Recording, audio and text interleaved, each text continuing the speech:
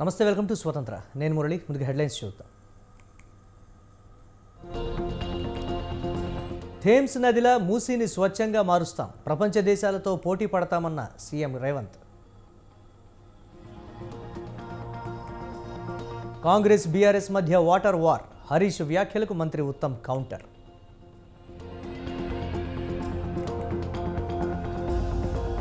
YCP మరోసారి వస్తే రాష్ట్రం అంధకారమే, దళితులకు న్యాయం చేసింది టీడీపీయేనన్న చంద్రబాబు.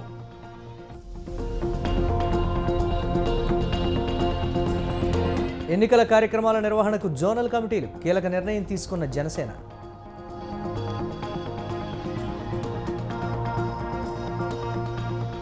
వైఎస్ ఆశయాల కోసమే కాంగ్రెస్లో చేరా, రేపు ఏపీ పీసీసీ బాధ్యతలు స్వీకరించనున్న షర్మిల.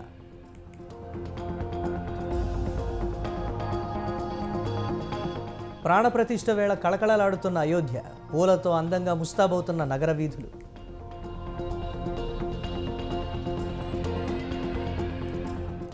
లాభాలతో మొదలై నష్టాలతో ముగిసిన మార్కెట్లు. సెన్సెక్స్ 260, నిఫ్టీ 50 పాయింట్ల నష్టం.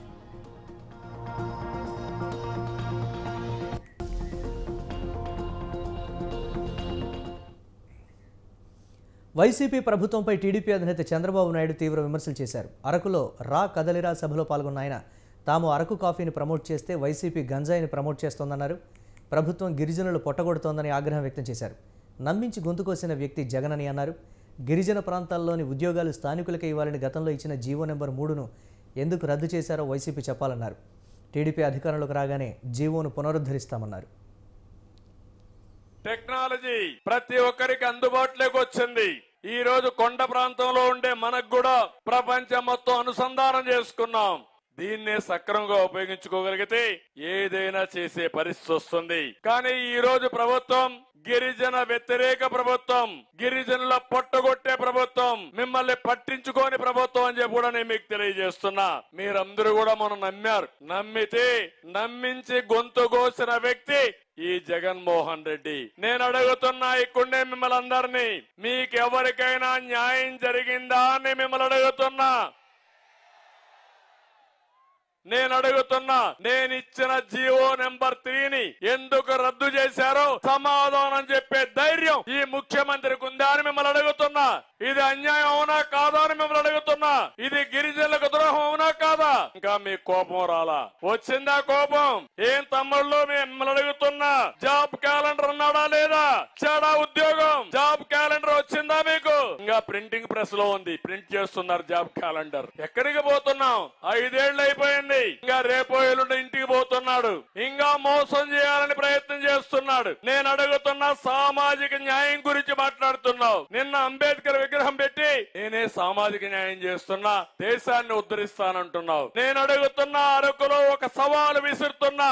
ఇక్కడుండే గిరిజనులకు జీవో నెంబర్ 3 ఇస్తే దీన్ని ఎందుకు తీసేశారో సమాధానం చెప్పే ధైర్యం ఈ ముఖ్యమంత్రికి ఉందా అని అడుగుతున్నా. ఇది సామాజిక న్యాయమా అని మిమ్మల్ని అడుగుతున్నా. తమ్ముళ్ళు, రైతులు ఎవరైనా ఆనందంగా ఉన్నారా అని మిమ్మల్ని అడుగుతున్నా. రైతు కూలి ఆనందంగా ఉన్నాడా అని మిమ్మల్ని అడుగుతున్నా. తమ్ముళ్ళు, ఉద్యోగాలు రాకుండా నిరుద్యోగులు యువత మీరు ఆనందంగా ఉన్నారా అని మిమ్మల్ని అడుగుతున్నా. రైతున్నాడు, ఉదాహరణకి నేను ఒకటి ఉండే చెప్తున్నా, అన్ని చెప్పడానికి కూడా టైం లేదు. రైతులున్నారు. ఇక్కడ రైతులు చూస్తే హార్టికల్చర్ రైతు రోడ్డును పడ్డాడు, అక్వా రైతు నిండా మునిగాడు, ధాన్యం రైతు దగాగా పడ్డాడు. ఒకే రైతు గంజాయి పండించినాడు మాత్రం బ్రహ్మాండంగా రాణిస్తున్నాడని చెప్పి నేను మీకు తెలియజేస్తున్నా. మండపేటలో గంజాయికి డిమాండ్ ఉంది, అవునా కాదా? 5 ఏళ్లయింది. ఏ రోజున గంజాయి ఉంది? పిల్లలు చెడిపోతారు. ఒక్కసారి సమీక్ష చేద్దామని ఈ ముఖ్యమంత్రికి ఇంగిత జ్ఞానం ఉందా అని మిమ్మల్ని అడుగుతున్నా. 2024 ఎన్నికలకు జనసేన పార్టీ సమాయత్తమవుతోంది. ఎన్నికల కార్యక్రమాలు, సభలు సజావుగా సాగేందుకు జనసేన ప్రత్యేక కమిటీలు ఏర్పాటు చేసింది. జోనల్ వారీగా ఎన్నికల కమిటీలను జనసేన అధినేత పవన్ కళ్యాణ్ నియమించారు. ఉత్తరాంధ్ర, సెంట్రల్ ఆంధ్ర, గోదావరి, రాయలసీమ 1, రాయలసీమ 2 2 జోన్లుగా ఈ కమిటీలను నియమించారు. ఈ కమిటీలకు కన్వీనర్లు, కో కన్వీనర్లు, సభ్యులను నియమించారు. ఎన్నికల కార్యక్రమాల నిర్వహణలో జోనల్ కమిటీలు కీలక పాత్ర పోషించనున్నాయి. ఆదివారం జోనల్ కమిటీలతో జనసేన అధినేత పవన్ కళ్యాణ్ సమావేశం కానున్నారు.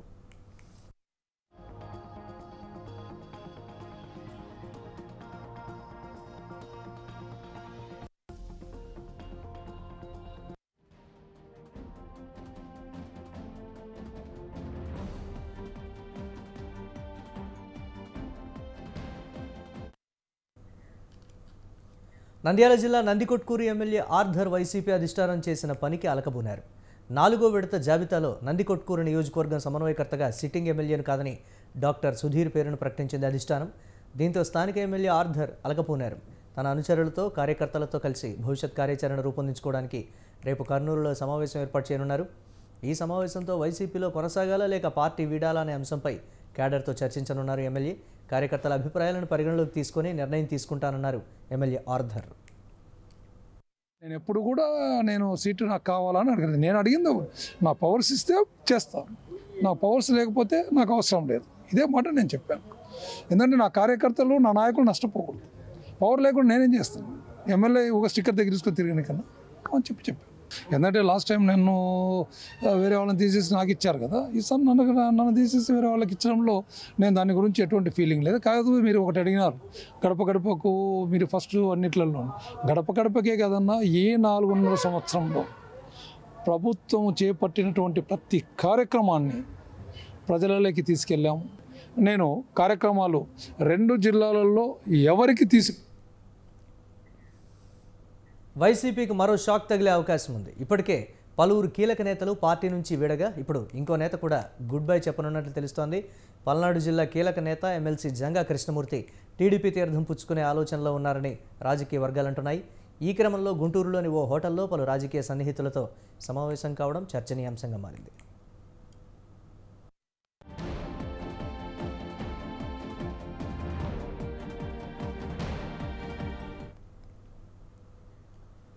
ప్రభుత్వ అనాలోచన నిర్ణయం వల్ల రైతులు తీవ్రంగా నష్టపోతున్నారని పెనమలూరు ఎమ్మెల్యే కొలుసు పార్థసారథి అన్నారు. కృష్ణా జిల్లా పెనమలూరులో ధాన్యం కొనుగోలుపై అధికారులతో సమీక్ష సమావేశం నిర్వహించారు.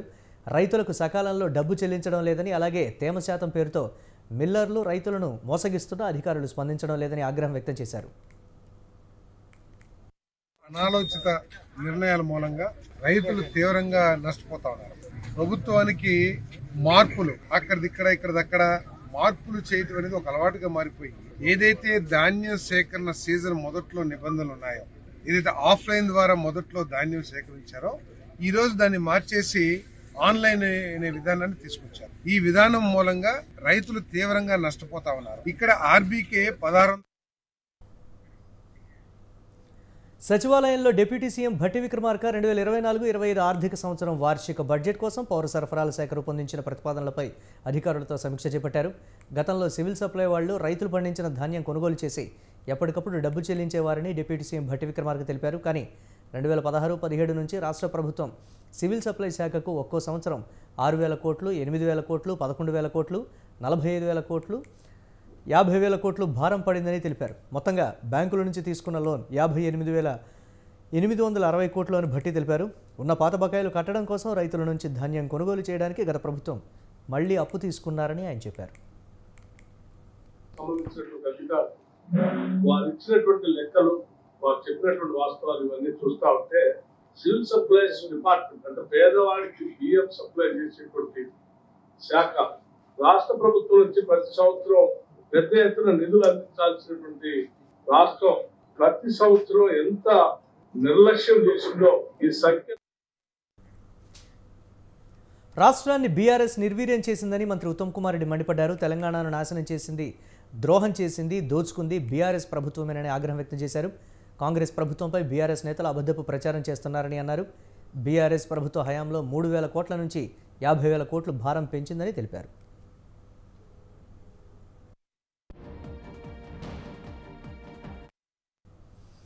కృష్ణా బోర్డుపై తాము ఎలాంటి నిర్ణయం తీసుకోలేదని మంత్రి ఉత్తమ్ కుమార్ తెలిపారు. 10 ఏళ్లలో కృష్ణా రివర్ వాటర్ తెలంగాణకు ఎందుకు తగ్గిందని ప్రశ్నించారు. తెలంగాణకు రావాల్సిన కృష్ణా నీళ్లు ఏపీ డైవర్ట్ చేసుకున్నారన్నారు. ఏపీ వాళ్ళు 8 నుంచి 10 టీఎంసీలు తీసుకుపోతూ ఉంటే బీఆర్ఎస్ నాయకులు నోరు మెదపలేదని ఆగ్రహం వ్యక్తం చేశారు. బీఆర్ఎస్ ప్రభుత్వం ఏర్పడిన తర్వాత ఏపీకి 7 మండలాలు పోయాయని ఉత్తమ్ తెలిపారు. బీఆర్ఎస్ చేసిన ద్రోహాన్ని కప్పిపుచ్చుకునే ప్రయత్నం చేసిందని మండిపడ్డారు.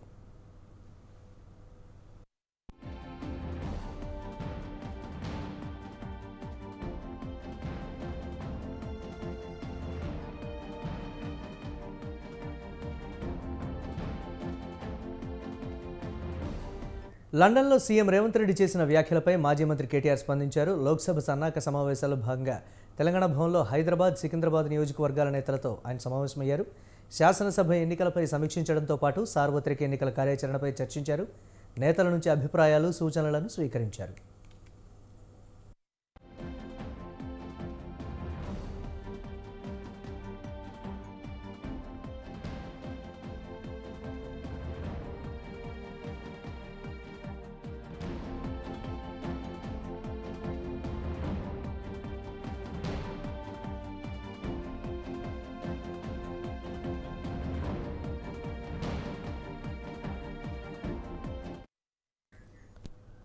రేవంత్ వంటి వారిని బీఆర్ఎస్ తన ప్రస్థానంలో ఎంతోమందిని చూసిందని చెప్పారు. 25 ఏళ్లుగా నిలబడి అలాంటి ఎందరినో మట్టి కరిపించిందన్నారు. బీఆర్ఎస్ను 100 మీటర్ల లోపల పాతిపెట్టడం కాదు, ముందు 100 రోజుల్లో నెరవేరుస్తామన్న హామీలను నెరవేర్చాలని డిమాండ్ చేశారు. లోక్సభ ఎన్నికల తర్వాత కాంగ్రెస్, బీజేపీ కలిసిపోతాయని కేటీఆర్ చెప్పారు. రేవంత్ రెడ్డి కాంగ్రెస్లో ఏక్నాథ్ షిండేగా మారతారని, ఆయన రక్తమంతా బీజేపీదేనని అన్నారు. జనవరి నెల కరెంటు బిల్లులను ప్రజలెవరూ చెల్లించవద్దన్నారు. కరెంటు బిల్లులను సోనియా గాంధీ ఇంటికి పంపాలని సూచించారు. ప్రతి మహిళకు నెలకు 2,500 రూపాయలను కాంగ్రెస్ ప్రభుత్వం వెంటనే ఇవ్వాలని డిమాండ్ చేశారు. హామీలు అమలు చేయకుంటే వదిలిపెట్టేది లేదన్నారు కేటీఆర్.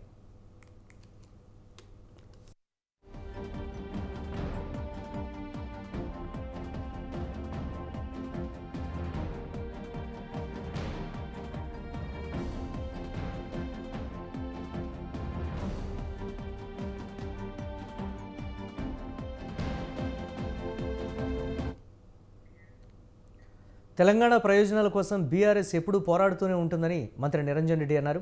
తెలంగాణ ఏర్పడిందే నీళ్ల కోసమని చెప్పారు. రాష్ట్ర ప్రయోజనాల విషయంలో తాము ఎప్పుడు రాజీ పడలేదని తెలిపారు. నీళ్ల విషయంలో తెలంగాణకు శాశ్వత ప్రయోజనాలు కలగాలని వెల్లడించారు. కృష్ణా జలాల కోసం కేసీఆర్ ఎప్పుడూ పోరాడలేదని ఇది అవాస్తవమని అన్నారు. కేంద్ర షరతులకు రాష్ట్ర ప్రభుత్వం ఎందుకు ఒప్పుకున్నదని ప్రశ్నించారు. కేఆర్ఎంబీ పరిధిలోకి వచ్చేందుకు తెలుగు రాష్ట్రాలు ఒప్పుకున్నాయని కేంద్రం చెబుతోందని తెలిపారు. ఉమ్మడి ప్రాజెక్టులను కేఆర్ఎంబీ నిర్వహిస్తే తెలంగాణకు తీవ్ర అన్యాయం జరుగుతుందన్నారు. తెలంగాణ తెచ్చుకున్న లక్ష్యాలు నెరవేరకపోగా నష్టం జరిగే అవకాశం ఉందన్నారు. సంకుచితత్వం వీడాలి, ముందు ఉన్న నీళ్ళని సద్వినియోగం చేసి వ్యవసాయం జరిగేటట్లు చూడాలి, దాని మీద దృష్టి పెట్టండి. అటువైపు ఆ వేషం, ఇటువైపు కృష్ణాలో ఈ వేషం. అరే ఇప్పుడిప్పుడే పచ్చబడి పాలమూరులో 10-11 లక్షల ఎకరాలు పంటలు పండుతా ఉన్నాయి. బోర్ల కింద ఎక్స్టెండెడ్ కల్టివేషన్ నడుస్తూ ఉంది. మీరు వచ్చిన 40-45 రోజులకే మిగిలేటట్లు లేకుండా చేస్తున్నారే. మీరు అదనపు ప్రయోజనం చేయాలి, ఏమైనా చేస్తే అదనంగా మేలు చేసేదానికి ఆలోచించాలి. ఉన్నది కూడా కొడతారా? అబద్ధాల పునాదులపై సీఎం రేవంత్ రెడ్డి అధికారంలోకి వచ్చారని బీఆర్ఎస్ నేత దాసోజు శ్రవణ్ విమర్శించారు. దావోస్లో ముఖ్యమంత్రి వ్యాఖ్యలను తీవ్రంగా ఖండిస్తున్నానని చెప్పారు. రాష్ట్ర ప్రతిష్టను దెబ్బతీసేలా రేవంత్ మాట్లాడారని విమర్శించారు. కేటీఆర్పై రేవంత్ రెడ్డి దుర్మార్గమైన మాటలు మాట్లాడారని ఆగ్రహం వ్యక్తం చేశారు. బీఆర్ఎస్ 10 ఏళ్ల పాలనలో ఐటీ ఎగుమతులను 57,000 కోట్ల నుంచి 2 లక్షల కోట్లకు తీసుకువెళ్లామన్నారు. ఐటీ రంగంలో 10 లక్షల ఉద్యోగాలు కల్పించామని చెప్పారు. లోక్సభలో అదానీపై రాహుల్ గాంధీ తీవ్ర విమర్శలు చేశారని, అదే అదానీతో రేవంత్ ఎంఓయూలు కుదుర్చుకున్నారని విమర్శించారు.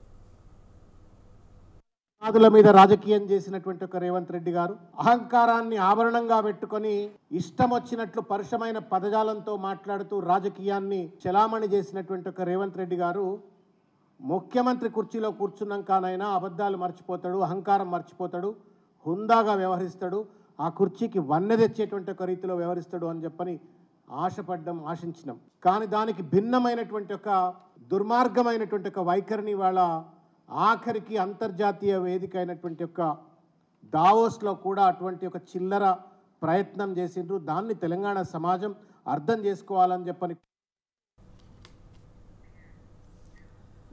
వైఎస్ఆర్ ఆశయాల కోసమే కాంగ్రెస్లో చేరారని వైఎస్ షర్మిల అన్నారు. వైఎస్ఆర్కి పార్టీ సిద్ధాంతాలు ప్రాణంతో సమానమన్నారు. ఇవాళ దేశంలో సెక్యులరిజం అనే పదానికి అర్థం లేకుండా పోయిందన్నారు. రాజ్యాంగానికి గౌరవం లేకుండా పోయిందన్నారు. వైఎస్ఆర్ నమ్మిన సిద్ధాంతం కోసం ఆఖరి వరకు నిలబడతానన్నారు. కాగా ఆదివారం విజయవాడలో షర్మిల ఏపీసీసీ చీఫ్గా బాధ్యతలు స్వీకరించనున్నారు.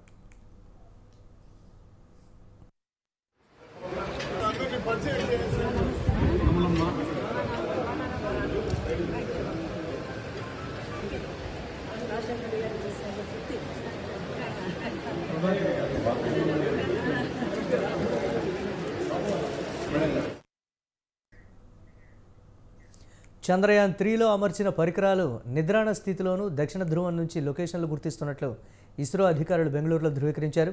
అంతర్జాతీయ అంతరిక్ష ఒప్పందాల్లో భాగంగా చంద్రయాన్ 3 ల్యాండర్లో నాసాకు చెందిన లూనార్ రికనిసెన్స్ ఆర్బిటర్ను అమర్చారు. ఇందులోని లేజర్ రెట్రో రిఫ్లెక్టర్ ఎరే జాబిలి దక్షిణ ధ్రువంలోని లొకేషన్ మార్కర్ సేవలను పునరుద్ధరించిందని వివరించారు.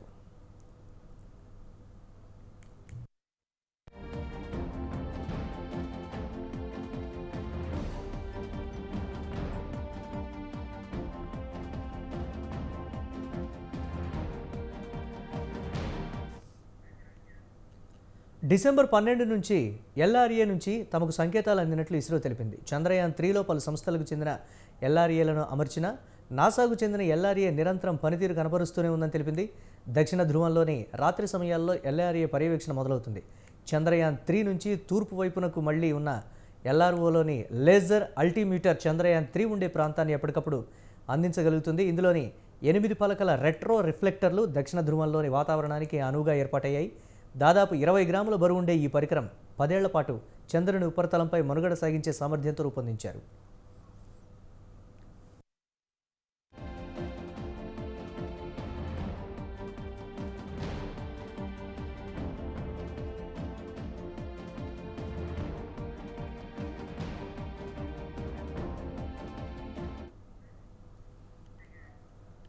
జపాన్ విజయవంతంగా చంద్రుడిపైకి తమ స్పేస్ క్రాఫ్ట్ను ప్రవేశపెట్టింది. జపాన్ స్పేస్ క్రాఫ్ట్ చంద్రుడి ఉపరితలంపై ల్యాండ్ అయింది. చంద్రుడిపైకి విజయవంతంగా వ్యోమనౌకను పంపిన 5వ దేశంగా జపాన్ చరిత్ర సృష్టించింది.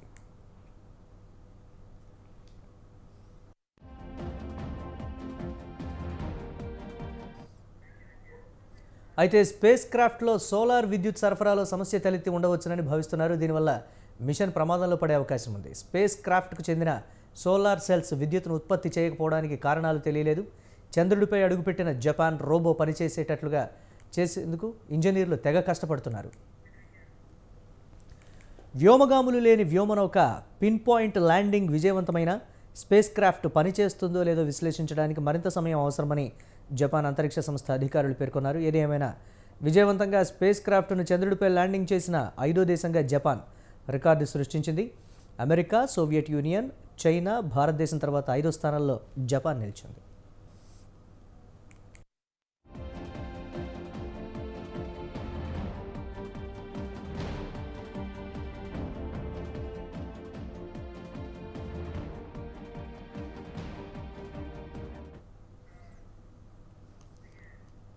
భారత్ త్వరలో ఒక ప్రతిష్టాత్మక ఈవెంట్కు వేదిక అవనుంది.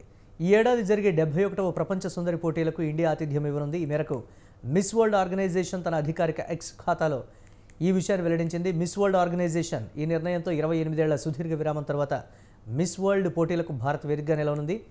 చివరిసారిగా 1996లో బెంగళూరులో భారత్ మిస్ వరల్డ్ పోటీలు నిర్వహించారు.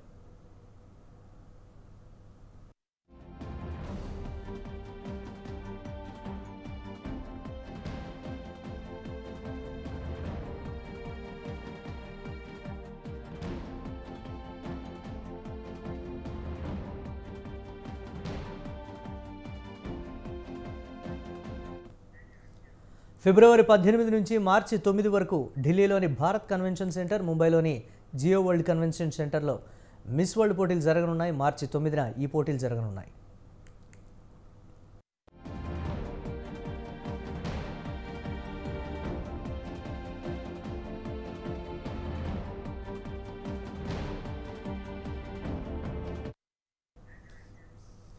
గతంలో భారత్కు చెందిన ఐశ్వర్యరాయ్, ప్రియాంక చోప్రా, మానుషి చిల్లర్ తదితరులు మిస్ వరల్డ్గా ఎంపికయ్యారు.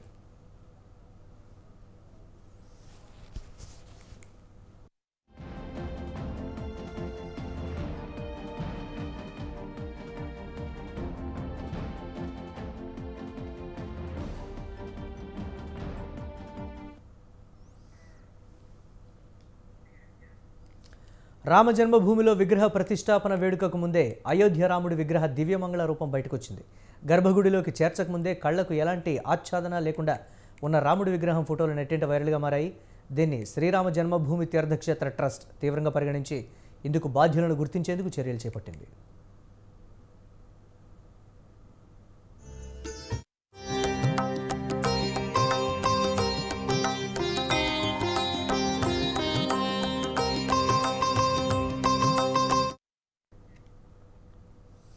ఈ పరిణామాలపై శ్రీరామ జన్మభూమి ప్రధాన పూజారి ఆచార్య సత్యేంద్ర దాస్ తీవ్ర ఆందోళన వ్యక్తం చేశారు.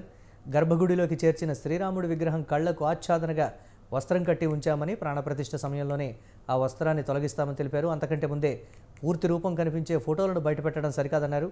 అలాంటి ఫోటోలు ఇప్పుడు వైరల్ అవుతున్నాయని, వాటిపై దర్యాప్తు జరిపించాలని అన్నారు.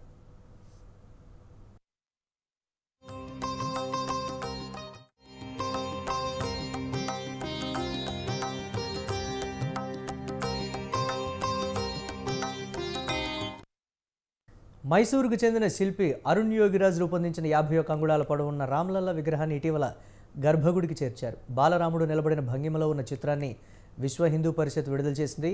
కృష్ణశిలతో చెక్కిన ఆ విగ్రహం కళ్లకు ఆచ్ఛాదనగా పసుపు రంగు వస్త్రం కట్టి గులాబీ దండతో అలంకరించారు. అయితే పూర్తి రూపం కనిపించే ఫోటోలు సామాజిక మాధ్యమాల్లో చక్కర్లు కొడుతున్నాయి. దీనిపై ట్రస్ట్ అంతర్గత విచారణ చేపట్టింది. ఆలయ ప్రాంగణంలో నిర్మాణ పనుల్లో ఉన్న సిబ్బంది ఈ ఫోటోలను లీక్ చేసి ఉంటారని అనుమానాలు వ్యక్తమవుతున్నాయి.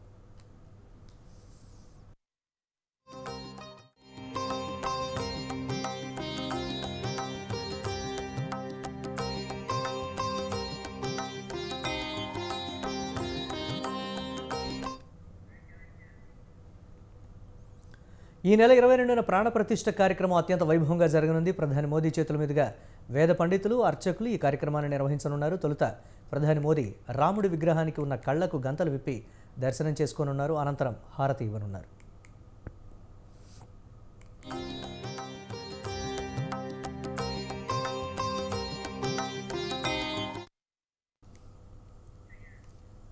రామ జన్మభూమి అయోధ్యకు శ్రీవారికి లడ్డూలను తరలిస్తోంది టీటీడీ. 22వ తేదీ దేశమంతా రామనామంతో మార్మురోగనున్న వేళ రామ జన్మభూమి తీర్థ ట్రస్ట్ శ్రీవారి లడ్డూ ప్రసాదాలను భక్తులకు పంపిణీ చేయనుంది. ఇప్పటికే తిరుమల నుంచి తిరుపతికి 1,00,000 లడ్డూలు తరలించారు. శనివారం ఉదయం తిరుపతి విమానాశ్రయం నుండి ప్రత్యేక కార్గో విమానం ద్వారా అయోధ్యకు లడ్డూలను చేర్చారు. 22వ తేదీన అయోధ్యలో భక్తులకు వాటిని పంపిణీ చేయనున్నారు.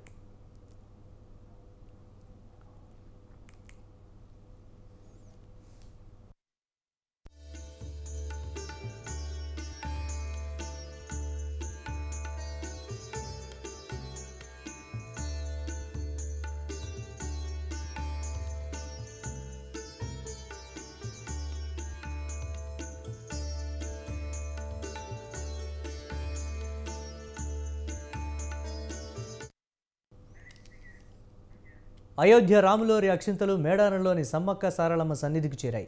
ములుగు జిల్లా తాడ్వాయి మండలం మేడారంలోని సమ్మక్క సారలమ్మ వనదేవతలతో పాటు పగిడిద్దరాజు, గోవిందరాజులకు రాముడి అక్షింతలను గిరిజన పూజారులు సమర్పించారు.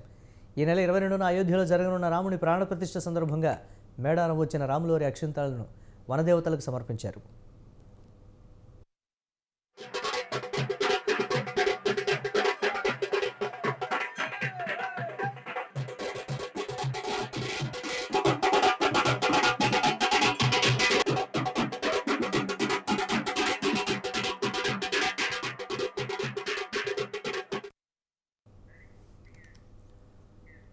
అయోధ్యలో శ్రీరాముని విగ్రహ ప్రాణ ప్రతిష్టను పురస్కరించుకొని ఎమ్మెల్యే కొక్కిరాల ప్రేమ్ సాగర్ రామాయణ మహాయాగం అంగరంగ వైభవంగా నిర్వహించారు. మంచిర్యాల నియోజకవర్గంలో రామరాజ్య పాలన జరగాలనే సంకల్పంతో యాగం తలపెట్టినట్లు ఎమ్మెల్యే తెలిపారు. యాగం సందర్భంగా ప్రత్యేక పూజలు చేశారు. అనంతరం భక్తులకు అన్నప్రసాద పంపిణీ చేశారు. అయోధ్యలో శ్రీరాముని ప్రాణ ప్రతిష్ఠ సందర్భంగా యాగం నిర్వహించడం ఆనందంగా ఉందని ఎమ్మెల్యే ప్రేమ్ సాగర్ రావు తెలిపారు.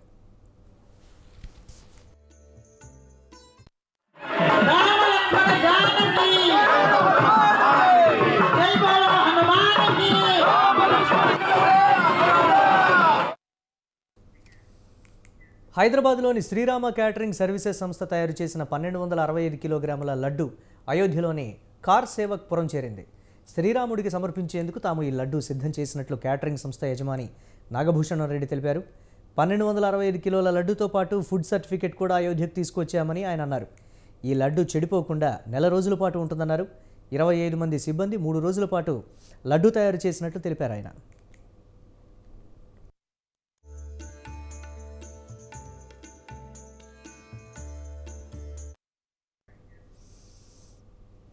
అయోధ్యకు సిక్కు భక్తులు పెద్ద ఎత్తున తరలివచ్చారు. అయోధ్య నగర వీధుల్లో భజనలతో అలరించారు. గురు గోవింద్ సింగ్ పుణ్యతిథి రామ ప్రాణ ప్రతిష్ఠ ఒకేసారి రావడంతో భక్తి శ్రద్ధలతో జరుపుకుంటున్నట్లు తెలిపారు. సిక్కులు హిందువులు వేరువేరు కాదని ఒకరేనని పేర్కొన్నారు. హమ్ ఏక్ హై ఏక్ రహెంగే అన్నారు.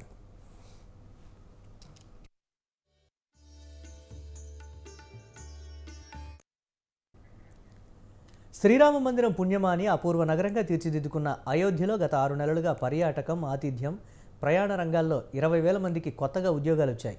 ఇక ముందు రామాలయం ప్రారంభమైన తర్వాత రోజు అయోధ్యకు 30 నుంచి 40 లక్షల మంది రామభక్తులు, యాత్రికులు వచ్చే అవకాశం ఉంది. ఫలితంగా మరెంతో మందికి ఉపాధి లభించే అవకాశం ఉందని స్థానికులు సంతోషం వ్యక్తం చేస్తున్నారు.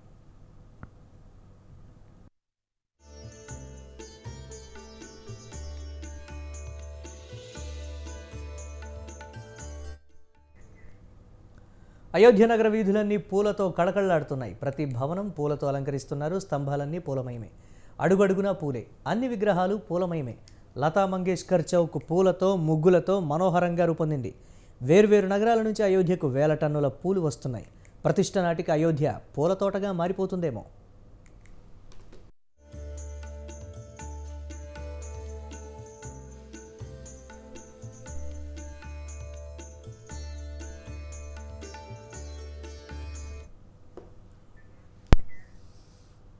ఇవి ఇప్పటి వరకున్న అప్డేట్స్. కీప్ వాచింగ్ స్వతంత్ర.